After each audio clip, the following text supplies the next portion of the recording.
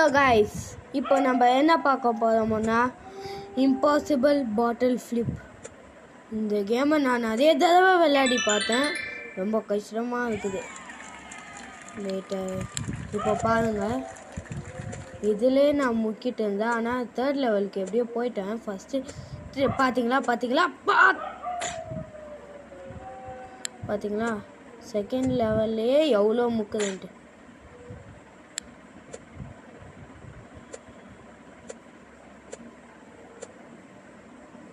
Friends, இது ரொம்ப தவறான விஷயம்.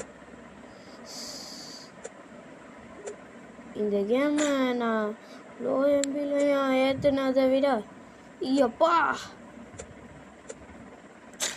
போங்க ஃப்ரெண்ட்ஸ், ஒரு லெவலே தாண்ட முடியல.